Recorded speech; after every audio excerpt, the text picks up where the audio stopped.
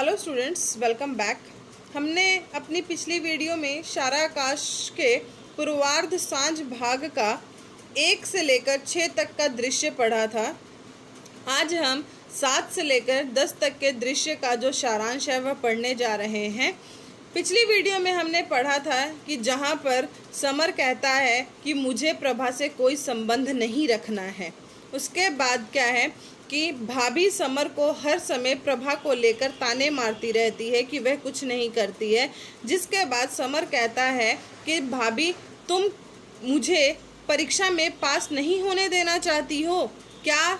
मैं तो अभी शादी के लिए तैयार भी नहीं था, तुम लोगों ने ज़बरदस्ती मेरी शादी करवा दी, अब क्या चाहती हो? उसके बाद समर कॉलेज चल जाता है और वह मन ही मन जो है वह विचार करता है और सोचता है कि सभी कहते हैं कि प्रभा देखने में बहुत सुंदर है, मुझे भी एक बार उसे देख लेना चाहिए। फिर समर सोचता है कि नहीं, मेरा रास्ता कुछ और है, और वह दिन भर खुश रहता है। और जब रात होती है और समर अपनी कोठरी में जाता है तो देखता है कि प्रभा रात को कोठरी में सोने नहीं आती है। अब एक तरफ घर में भाभी का बच्चा होने वाला है और पूरे घर में जो है एक नए मेहमान के आने की तैयारी चल रही है। दूसरी तरफ माँ और बाबूजी जो है वह सोचने में लगे हुए हैं कि लड़का होगा कि लड़की होगी। अगर लड़का होगा तो खर्च जो है वह बढ़ जाएगा, क्योंकि लड़के को पढ़ाना लिखाना पड़ेगा, और अगर लड़की होगी तो खर्च जो है वह कम हो जाएगा, क्योंकि लड़की को पढ़ाना लिखाना तो है नहीं।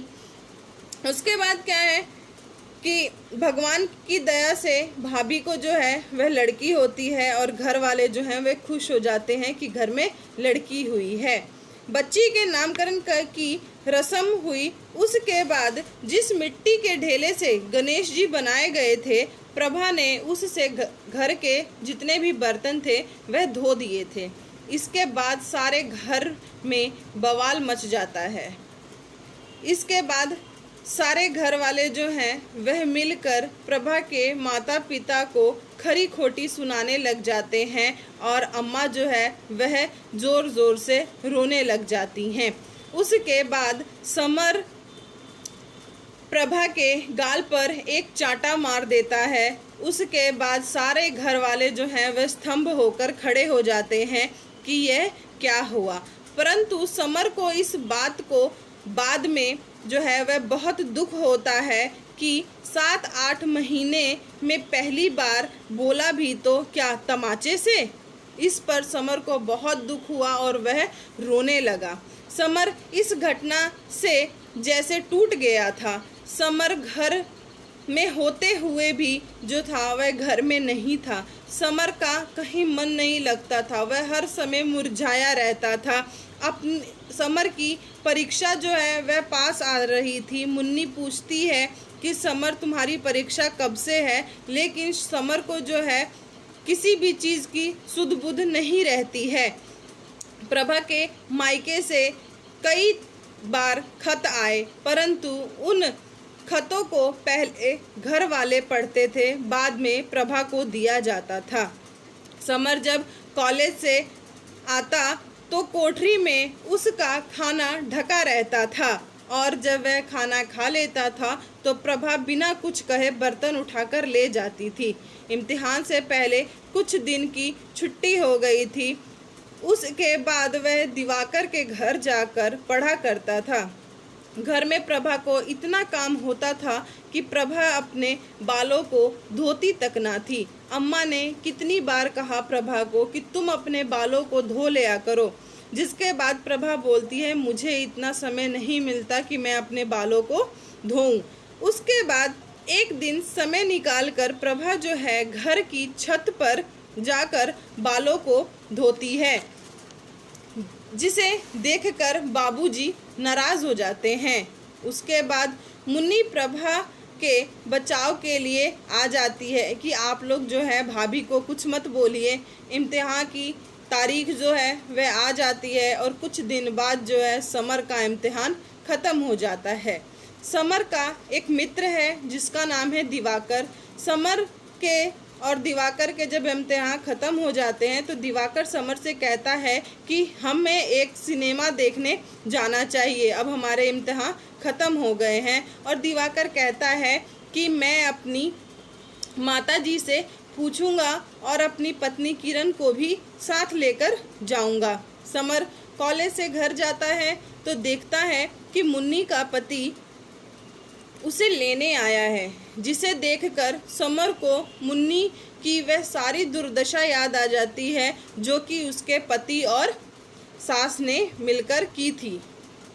उसके बाद सभी घर वाले घर के दरवाजे पर खड़े होकर सुनना चाहते हैं कि बाऊजी और मुन्नी के पति में क्या बातचीत चल रही है, परंतु वह लोग कुछ भी नहीं सुन पाते हैं। जिसके बाद जो मुन्नी का पति है वह मुन्नी के पिता से माफ़ी मांगते हैं, जिसके बाद बाऊजी जो हैं वह उसके पति को क्षमा कर देते हैं और उन्हें अपने साथ घर के अंदर लेकर आते हैं। जब वह उसके पति को घर के अंदर लेकर आते हैं तो घर वालों को बोलते हैं और बताते हैं कि मुन्नी कल सुबह जाएगी 10 बजे अपने ससुराल। इस पर अम्मा बाऊजी को बहुत कुछ कहती है और पुरानी बातें जो है वह याद दिलाती है कि उसके पति और उसकी सास ने उसके साथ कितना बुरा व्यवहार किया था, उसको कितना मारा पीटा था। वह सब आप कुछ जानते हैं सो भूल गए हैं क्या? तो बाऊजी कहते हैं कि वह अपनी सब गलती पर माफ़ी मांग रहा है। इस पर मुन्नी कहती है कि बाबूजी मैं कहीं नहीं जाऊंगी, मैं यहीं रहूंगी, मैं किसी का चौका बर्तन कर लूँगी, पीस कूट लूँगी, मुझे मत भेजो। तो बाऊजी कहते हैं कि हम लोग कोई गैर नहीं हैं।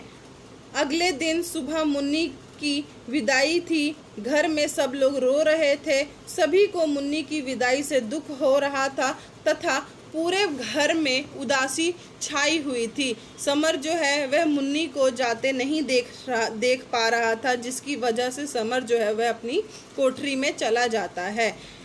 अगले दिन सिनेमा देखने जाना था, सब सिनेमा देखकर लौट रहे थे तो दिवाकर ने पूछा कि अब क्या करना है, तो समर कहता है कि नौकरी करनी है। समर की हैसियत दिवाकर से कम थी। जब दिवाकर प्रभा से मिलने की बात कहता है तो समर कहता है कि प्रभा अभी अपने मायके गई है, जब आएगी तो मिलवा देंगे। एक दिन की बात है कि प्रभा घर की छत पर दाल बिन रही थी। वह सब बात बाऊजी जो है वह एक दूसरे से कर रहे थे कि पांडे जी की लड़की जो है किसी और लड़के के साथ भाग गई, और प्रभा जब घर की छत पर दाल बीन रही थी तो यह सब जो है वह बाऊजी को अच्छी नहीं लग रही थी कि वह घर की छत पर क्यों जाती है बार बार। इसी पर अम्मा जी ने कुछ ऐसा कह दिया जो कहने लायक बात नहीं थी।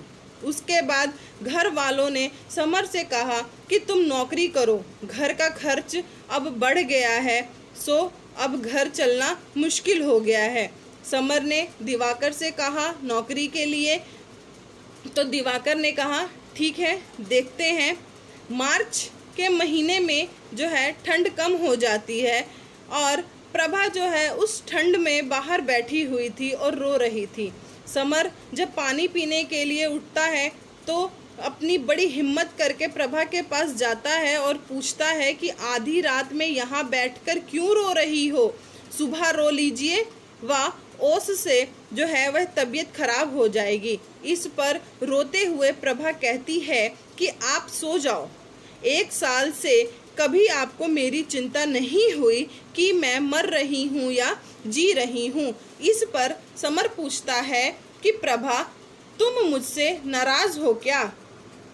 उसके बाद प्रभा क्या कहती है कि समर जो है वह उसने उसके कंधे पकड़कर कहा, किसने? प्रभा ने समर का कंधा पकड़ा और कहा तुम मुझे बताओ मैंने तुम्हारा क्या बिगाड़ा है, क्या कसूर है मेरा? मैं तुम्हारे लायक नहीं हूँ, मैं तुम्हें पसंद नहीं हूँ, तो अपने हाथों से मेरा गला घोट दो, मैं चूं तक नहीं करूँगी। तुम शौक से दूसरी शादी कर लो, लेकिन मुझे बताओ तो सही यह कहकर वह उसके कंधे पर लिपट गई। समर को खुद भी होश नहीं था कि वह कब रोने लगा। अब उसे अपने हृदय में दुख होता है कि उसने उसके प्रति कितने अत्याचार किए हैं।